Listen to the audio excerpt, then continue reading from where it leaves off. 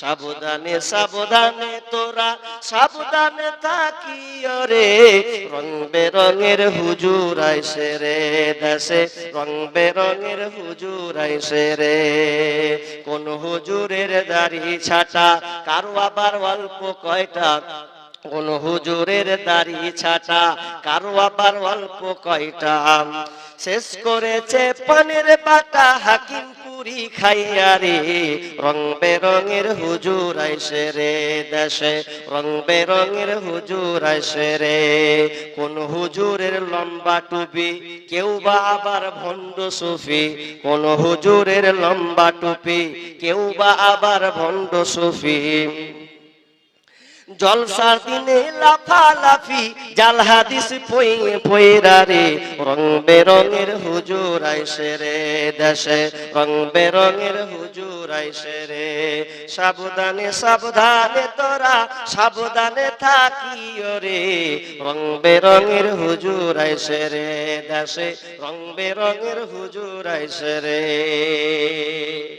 জুমার দিনটা কত গুরুত্বপূর্ণ দিন। আবু হুরায়রা রাদিয়াল্লাহু তাআলা আনহু তিনি বলছেন, কোন ব্যক্তি যদি সুন্দর করে গোসল করে ভালো করে উযু করে পবিত্র হয়ে মসজিদের দিকে যদি ঢুকে যায়, প্রথমে যদি ঢুকে যায়, তাহলে ওই বান্দা উট কুরবানি করলো, উটের সওয়াব যে নেকিটা আছে ওটা সে পেয়ে গেল। এরপরে দ্বিতীয় ব্যক্তি যদি তারপরে ঢুকে, তাহলে সে সবটা পেল। গায় গরু কুরবানি করার যে সমপরিমাণ নেকি সে করলো। নাম্বার 3, এরপরে কেউ যদি ঢুকে যায়, তাহলে সে ছাগল কুরবানি করার সমপরিমাণ সবটা সে নেকিটা পেয়ে গেল। এরপর যদি আবার ঢুকে, তাহলে বিশ্বনবী বলছেন যে ও একটা মুরগি দেওয়ার যে সওয়াব, মুরগি কুরবানি করার সমপরিমাণ সে নেকি ভালো। তারপরে ডিম। এরপরে বিশ্বনবী বলছেন, যখন খতিব জুমার খুতবায় উঠে যায়, আজান যখন শুরু হয়ে গেল, খতিব জুমার দিকে মিম্বারে চলে গেল, তখন কি করে, ফেরেশতারা যে দুয়ারে বসে থাকতো খাতা নিয়ে, ওই ফেরেশতারা খাতাকে বন্ধ করে দেয়, তারপরে ওরাও সেখানে খুতবায় শরীক হয়ে যায়। তাহলে আপনি কখন ঢুকছেন? আপনার খাতার নাম উঠেছে, আজানের পরে যে আপনি ঢুকলেন, তাহলে আপনার নাম খাতা লিস্টে গেছে? যায়নি। তাহলে আপনি কতটুকু বঞ্চিত হয়ে আছেন? জি না। আপনাকে গুরুত্বর সঙ্গে আগে রেডি পরিপাটি হয়ে যেতে হবে, তাহলে জুমার সওয়াবটা আপনি পাবেন, নেকিটা আপনি পাবেন। মুসলমান, জুমাটাকে আমরা আস্তে আস্তে ঢিলা করে দিয়েছি। আমি জুমার বিষয়ে আলোচনা করছি না, ইঙ্গিত করলাম। তাহলে পৃথিবী ধ্বংস হবে কখন? যখন দিনটা হবে জুমার দিন। আবার শেষ লগ্ন পৃথিবী কখন ধ্বংস হবে এর ব্যাপারে বিশ্বনবী বলে গেছেন, ক্লিয়ার করে দিয়েছেন। কখন ওটা একটু বলি, কারণ যেদিন পৃথিবী ধ্বংস হবে সেদিন কোনো ভালো মানুষ পৃথিবীতে থাকবে না, একটাও ঈমানদার থাকবে না, সব ঈমানদার আগেই মরে যাবে। আব্দুল্লাহ ইবনে মাসউদ রাদিয়াল্লাহু তাআলা তিনি বলছেন যে যখন এমন একটা বাতাস আসবে, একটা কোমল বাতাস, শান্তিময় একটা বাতাস, যে বাতাসটা মিসকে আম্বারের মতন সেন্ট বের হবে, এবং যার গায়ে লাগবে ওটা কোমল রেশমি পোশাকের মতন কোমল, এতটা তার গায়ে টাচ করবে কিছু বুঝতেই পারবে না। আমার চা নাকি?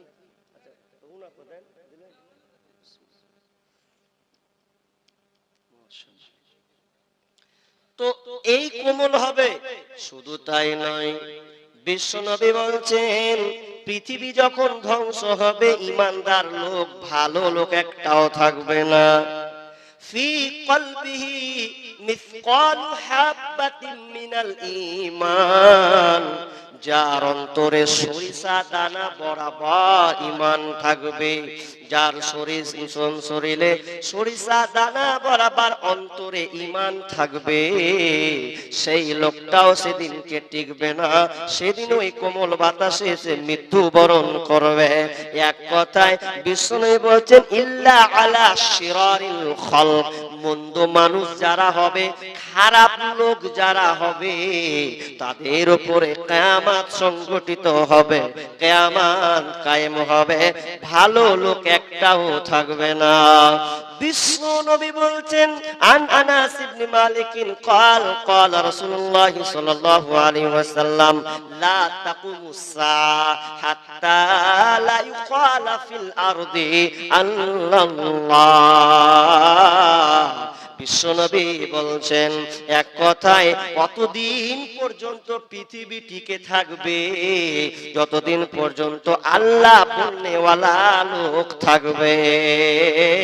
হাদিসটা আবার ভালো করে শুনুন, হাত্তা লা ইউকালা ফিল আরদি আল্লাহ, ঈমানদার অর্থাৎ আল্লাহ বলনেওয়ালা লোক থাকবে। মুসনাদে আহমদে আরো স্পষ্ট করে বলেছেন হাত্তা ইউকালা ফিল আরদি লা ইলাহা ইল্লাল্লাহ, অর্থাৎ কালেমা পড়নেওয়ালা ঈমানদারেরা যতদিন থাকবে ততদিন পৃথিবী ধ্বংস হবে না। তার মানে বুঝতে পারলাম পৃথিবীটা টিকে আছে কোন মাস্তানের বলে নয়, কোন বেঈমানের বলে নয়, কোন টাকাওয়ালার বলে নয়, কোন রাষ্ট্রপতির বলে পৃথিবী টিকে নাই। পৃথিবী যদি টিকে আছে তো যারা ঈমানদার, যারা পরহেজগার, যারা আল্লাহওয়ালা, তাদের বিনিময়ে, তাদের ঈমানের জোশে বলে এই পৃথিবীটা টিকে আছে। হাদিসটাকে নিয়ে এক শ্রেণীর সুফিবাদীরা গোলমাল করে দিয়েছে। কেমন গোলমাল? বলছে আল্লাহ আল্লাহ জিকির করা যাবে, এটা হাদিস। তো সূরা আরাফে 205 নম্বর আয়াতে যে আছে তোমার ওটা চোখে পড়েনি? জি, আল্লাহ আল্লাহ জিকির মানে কেমন? আল্লাহ আল্লাহ আল্লাহ আল্লাহ আল্লাহ হুরে নাম জপ, আল্লাহ আল্লাহ আল্লাহ আল্লাহ আল্লাহ আল্লাহ, আল্লাহর নামে জিকির না হলে আল্লাহর দিদার পাইবে না। আল্লাহ আল্লাহ আল্লাহ, ঝিঁকছে আর সব গাছে লাফ দিয়ে কত তোর ইমানের ভোল্টেজ আছে। আল্লাহ বলছে আর করে মারছে আর গাছে উঠছে। মোবাইলে দেখেছেন কিনা, ইউটিউবে, কত বড় তোমার ইমানদার, বাবলা গাছে উঠাবো দেখি তোমার ইমানদারে কত বাহাদুরি আছে, সব কটাই ঝুলে। কিন্তু জিকির এটা নয়।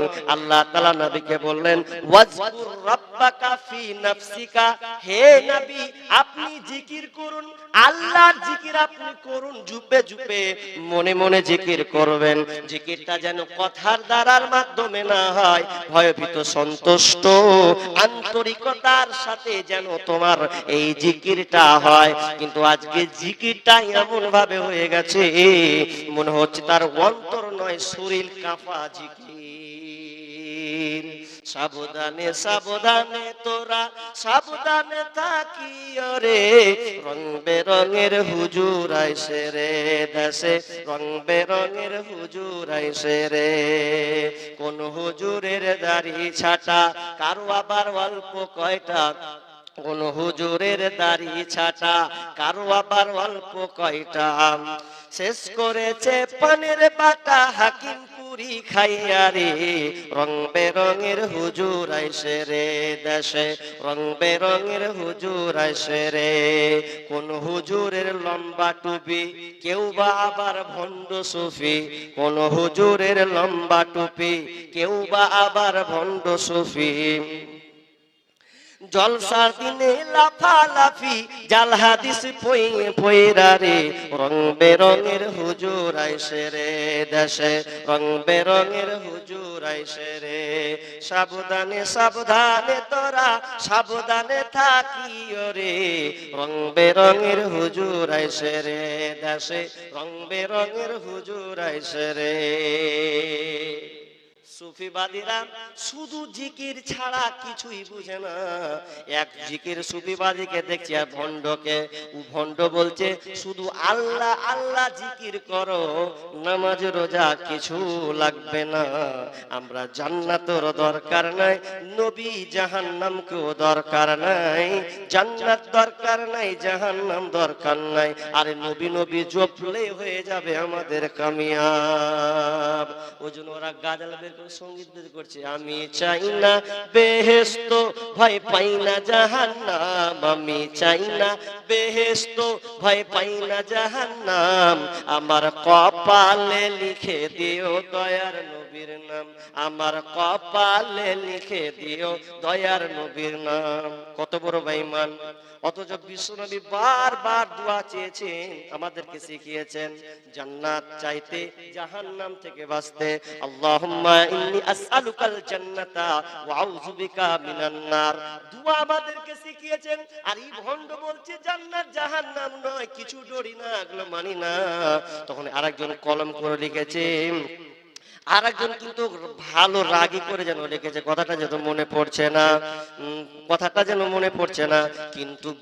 কিন্তু ওরা এত ভণ্ড যে শুধু আল্লাহর জিকির ছাড়া কিছুই নেবে না। তবে আমি কথাটাকে ক্লিয়ার করলাম কি, যে আপনি আল্লাহ জিকির করা মানে আপনি আল্লাহর তাসবিহ তাহলিল, আল্লাহকে জিকির শব্দের অর্থ স্মরণ করা। আল্লাহকে আপনি স্মরণ করবেন, চুপে চুপে আপনি আল্লাহর তাসবিহ তাহলিল করবেন, জোরে জোরে বলা আর কোনো হাদিসের নিশ্চয়তা নাই। তাহলে চুপে চুপে জিকির, অত্র হাদিসে কি বুঝলাম? যে পৃথিবী টিকে আছে কাদের জন্য? তো ঈমানদার আছে। যেদিনকে দেখবেন ভালো মুহাদ্দিস থাকবে না, শাইখুল হাদিস থাকবে না, ভালো ভালো ঈমানদার নামাজি ব্যক্তি থাকবে না, বুঝে নিবেন আর নয়, পৃথিবী টলমল শুরু হয়ে গেছে। টিকে আছে প্রকৃত পক্ষে ঈমানদারদের কারণে। এবার পৃথিবী ধ্বংস হবে, ঈমানদার নেই, সব শেষ। এখন খারাপ কটা লোক আছে। কিভাবে পৃথিবী ধ্বংস হবে, কি হবে সেদিন? আল্লাহ সুবহানাহু ওয়া তাআলা বলেছেন, ওয়ানুফিকা ফিস সূরি ফাসাইকা মান ফিস সামাওয়াতি ওয়া মান ফিল আরদি ইল্লা মান শাআল্লাহ সুম্মা নুফিকা ফীহি উখরা ফাইদা হুম কিয়ামুন ইয়ানজুরুন। ইসরাফিল আলাইহিস সালামকে আল্লাহ তাআলা প্রথম অর্ডার করবেন, ইসরাফিল সুর ফুঁকে দাও। ইসরাফিলের ব্যাপারে আপনাদের কি ধারণা আছে? ইসরাফিল তো একজন ফেরেশতা।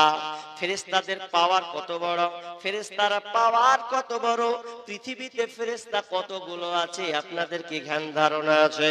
যদি ফেরেশতা, কারণ ঈমানের রুকন হচ্ছে 6টি, তার মধ্যে ফেরেশতার উপরে আমাদেরকে ঈমান নিয়ে আসতে হবে। কারণ ঈমান ফেরেশতা সম্পর্কে আমাদেরকে জানতে হবে। পৃথিবীতে ফেরেশতা কতগুলো আছে আল্লাহ সুবহানাহু ওয়া তাআলা বলছেন, ওমা ইয়ালামু জুনুদা রাব্বিকা ইল্লা হুয়া। আল্লাহ সুবহানাহু ওয়া তাআলা বলছেন পৃথিবীতে কতগুলো ফেরেশতা আছে এই জ্ঞান কেবল মাত্র আমার কাছে আছে, পৃথিবীর কেউ জানে না। ফেরেশতা কতগুলো আছে আমি বলতে পারবো না, কোন শাইখুল হাদিসও বলতে পারবে না। কেন? অগণিত হাদিস আছে ফেরেশতার ব্যাপারে। তাহলে কটা আপনাকে রেফারেন্স বলি, তাহলে আপনি চট করে বুঝে নেবেন ফেরেশতা কতগুলো আছে। আপনি কটা ফেরেশতার নাম বলতে পারবেন? কেউ আছেন 4 জন ফেরেশতার নাম বলতে পারবেন? আলেম তালবে ইলম এগুলা বাদ দিয়ে সাধারণ লোক যারা আছেন 4 জন ফেরেশতার নাম বলতে পারবেন কেউ? সামনে যারা বসে আছেন পারবেন? একটা লোক হাত তুলেন দেখি পারবেন কিনা। 4 জন ফেরেশতার নাম বলতে পারবেন কেউ? আপনি পারবেন? আচ্ছা বলেন দেখি। কি বললেন? জিব্রাইল, ইসরাফিল আর মিকাইল, আজরাইল, সবই খালি মিলিয়ে নিয়েছে। হ্যাঁ জি, সবই মিলিয়ে নিয়েছে। কিন্তু রাইট আছে, কিন্তু একটু এক্সচেঞ্জ করতে হবে। উনি জিব্রাইল বলেছেন, মিকাইল বলেছেন, ইসরাফিল বলেছেন আর আজরাইল বলে দিয়েছে না। আজরাইল আমরা প্রচলিত ভাবে জানি যে আজরাইল, কিন্তু কোরআনের ভাষা হচ্ছে মালাকুল মউত। আজরাইল নয়, মালাকুল মউত।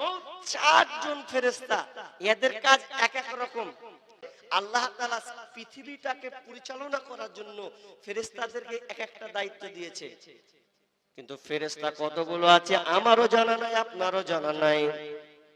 তবে কিছু ইঙ্গিতে বোঝা যায় ফেরেশতা কতগুলো আছে, এটা আল্লাহু আলাম। তবে আপনাকে বলি, বাইতুল মামুর বলে একটি জায়গা আছে। বাইতুল মামুর, যেই বাইতুল মামুর কাবার সামনাসামনি, সাত আসমান, সপ্তম আকাশের উপরে যে বাইতুল মামুর আছে, মসজিদ আছে কাবার মতনই, তার উপরে একটা মসজিদ আছে। ওই মসজিদে কারা নামাজ পড়ে? তো কতগুলো ফেরেশতা সালাতরত অবস্থায় থাকে। বলছেন বিষ্ণু বলছেন ৭০,০০০ ফেরেশতা একসঙ্গে জামাতে বদ্ধ হয়, নামাজ পড়ে। আর ওই ৭০,০০০ ফেরেশতা নামাজ পড়ার পর আবার তারা বেরিয়ে চলে যায়। যারা বেরিয়ে চলে যায় ৭০,০০০ ফেরেশতা, দ্বিতীয়বার ওরা কোনো চান্স পায় না।